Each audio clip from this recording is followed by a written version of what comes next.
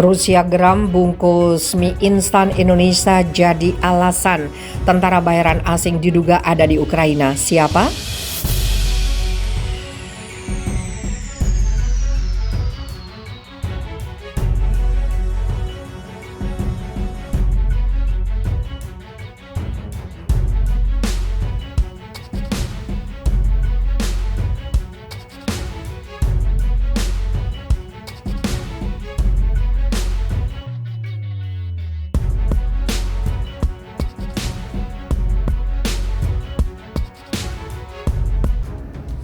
Rusia geram bungkus mie instan Indonesia jadi alasan.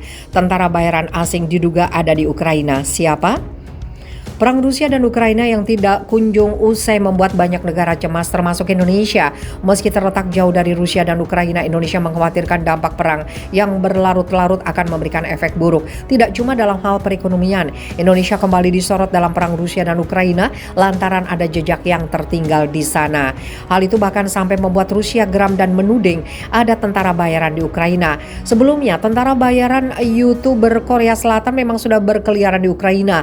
Hal ini seperti dikutip zonajakarta.com dari kantor berita Korea Selatan Yonhap News Agency yang menyebut jika tentara bayaran YouTuber Korea Selatan Legion kembali dari Ukraina setelah terluka.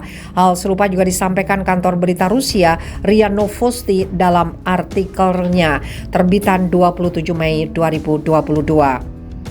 Tentara bayaran YouTuber Korea Selatan dan mantan instruktur Angkatan Laut Legan kembali ke rumah dari Ukraina untuk merehabilitasi setelah terluka. Dia sedang menunggu penyelidikan polisi di tanah airnya karena mengunjungi Ukraina secara ilegal, lapor kantor berita Yonhap. Legun pernah berada di armada pasukan khusus Angkatan Laut Republik Korea yang bergerak dalam operasi khusus. Dia dan dua rekannya melarikan diri ke Ukraina pada 6 Maret sebagai tentara sukarelawan. Korea Selatan telah melarang warganya mengunjungi Ukraina sejak pertengahan Februari karena alasan keamanan. Pelanggar menghadapi hukuman 1 tahun penjara atau denda hingga 10 juta won. Terkait hal ini, Kementerian Luar Negeri Korea Selatan meminta polisi untuk menyelidiki Legion dan ante-antenya dan menyatakan akan membatalkan paspor mereka. Menurut kantor berita Yonhap, dua pria yang pergi bersama Legion kembali ke Korea Selatan pada bulan Maret, tulis RIA Novosti. Rusia menyebut jika tentara bayaran YouTuber Korea Selatan tersebut mendapat tawaran kewarganegaraan Ukraina. Legion juga mengatakan bahwa pihak Ukraina menawarinya untuk mendapatkan kewarganegaraan Ukraina, tanah dan preferensi lainnya, tetapi dia menolak karena dia menganggap dirinya warga negara Korea Selatan dan tidak ingin siapapun berpikir bahwa dengan bantuan kewarganegaraan Ukraina dia mencoba untuk menghindari hukuman di negara asal, lanjut media Rusia tersebut. Legion sendiri lepas landas dari Warsawa tiba di Bandara Internasional Incheon pada hari Jumat sekitar pukul 7.30. Dia sebelumnya mengungkapkan di saluran YouTube-nya bahwa dia baru-baru ini terluka selama pertempuran di Ukraina. Pria ini melaporkan bahwa di ligamen cruciatumnya robek di lututnya dan meskipun cederanya tidak serius, dia perlu operasi sekitar 3 bulan rehabilitasi. Pada saat yang sama, rekaman kedatangan dan wawancara Legion di Bandara Incheon menunjukkan YouTuber berdiri dengan tenang tanpa menunjukkan tanda sakit atau ketidaknyamanan. Polisi berencana untuk menyelidiki dia karena diduga melanggar undang-undang paspor setelah kesehatannya membaik. Legion akan dikarantina untuk minggu depan. Sebelumnya dilaporkan bahwa selain tuntutan pidana karena melanggar undang-undang tentang paspor, YouTuber tentara bayaran dapat menghadapi tanggung jawab atas tindakannya di Ukraina, termasuk kemungkinan tuduhan pembunuhan dan penggunaan bahan peledak yang di Korea Selatan menyiratkan hukuman hingga penjara seumur hidup dan hukuman mati, jelas RIA Novosti. Meski tentara bayaran YouTuber Korea Selatan kini sudah meninggalkan medan perang, namun Rusia masih dibuat geram dengan ditemukannya jejak perbekalan asing di Ukraina. Hal ini seperti dikutip zonajakarta.com dari artikel terbitan RIA Novosti.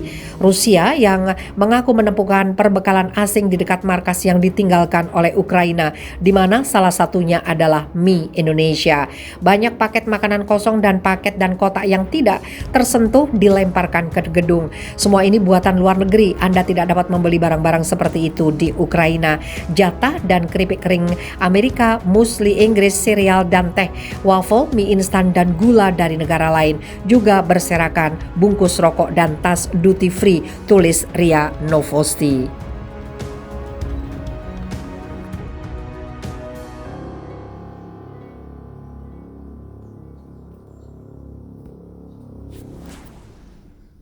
Rusia klaim telah ambil kendali penuh atas Mariupol, Ukraina. Rusia mengklaim telah merebut Mariupol, Ukraina setelah hampir 3 bulan mengepung kota pelabuhan itu. Juru bicara Igor Konashenkov mengatakan Menteri Pertahanan Rusia Sergei Shoigu telah melaporkan kepada Presiden Vladimir Putin pembebasan total dari pabrik baja Azovstal di Mariupol dan kota secara keseluruhan. Adapun pengambil alihan penuh Mariupol memberi Putin kemenangan yang sangat dibutuhkan dalam perang yang dia mulai pada 24 Februari. Rusia telah berusaha menguasai Mariupol untuk menyelesaikan koridor darat antara Rusia dan semenanjung Crimea yang direbutnya dari Ukraina pada tahun 2014. Dikuasainya kota itu juga membuat Ukraina kehilangan pelabuhan vital. Dikutip dari AP News, Mariupol mengalami beberapa penderitaan terburuk perang yang menjadi simbol kekejaman di seluruh dunia. Pengeboman tanpa henti meninggalkan barisan demi barisan bangunan yang hancur atau berlubang.